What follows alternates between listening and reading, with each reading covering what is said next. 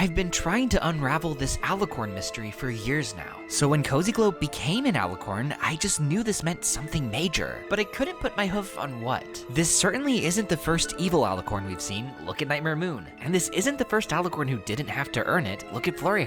So what exactly is new here? Well, I finally figured it out, and I'm gonna be honest, the answer changed my view on Alicorns completely.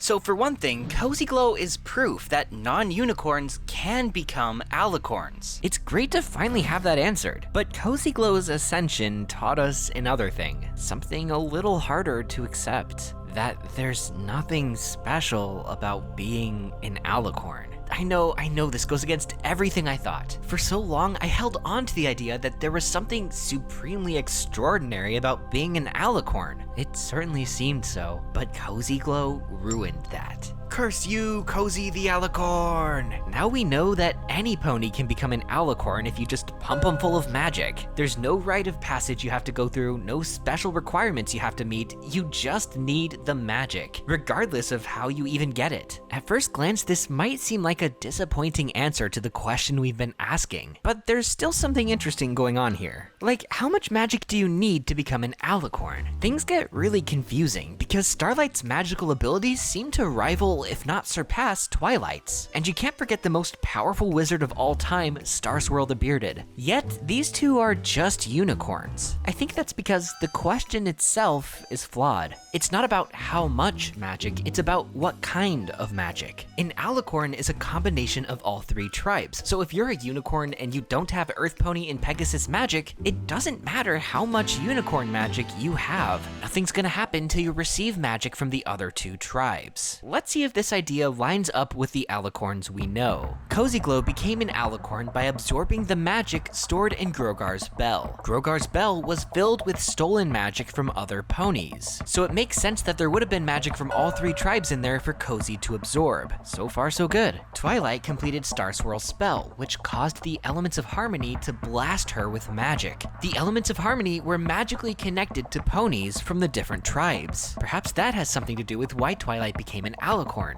Alright, now Flurry was born as an Alicorn, but her mother certainly had magic from all three tribes, so it's entirely possible that that magic was simply passed on to her. Huh.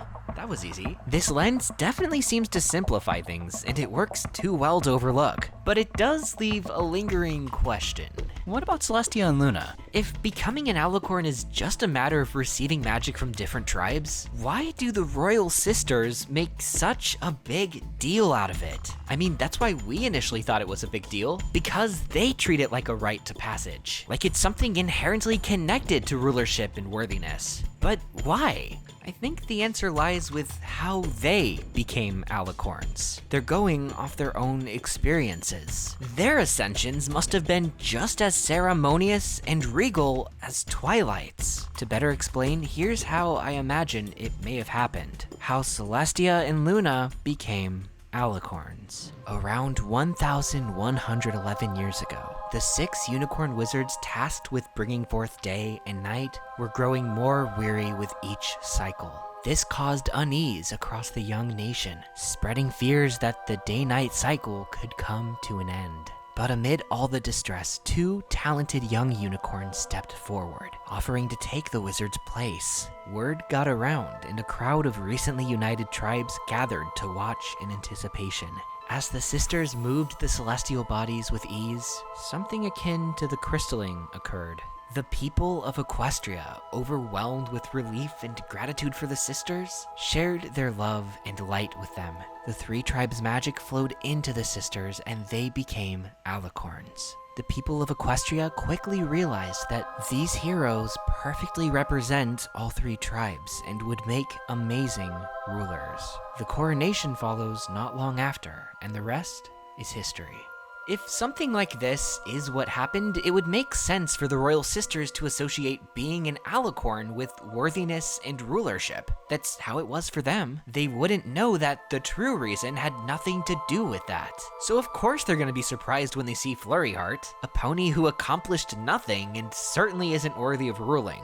At least not yet. Though Cadence's part in this is unclear, the rest seems to make a lot more sense than any of the previous models I've come up with. But what do you think? Is it really as simple as just receiving magic from the 3 tribes? Leave your thoughts in the comments, and if you want to support this channel financially, check out my reward tiers at patreon.com/sawtoothwaves. And thank you so much to everyone who already has, especially my Alicorn tier patrons. Sam is Cool, Josie, Hexstream, Gilded Page, Charlotte, Playton, Oceana Love, Ghastly Spark, Maximilian HG, Cyanax and Yoshi Darklord, Skunkbunk, Houndflash, Mungo Jerry, Dr. Hooves, The Nameless One, Paco Taco, Darth Sylar 12, Cameo Shadowness, Fairfallen, Namink, and Equinox 3141. You help make this channel possible. I'm Sawtooth Waves signing out until Friday after next. Brohoo.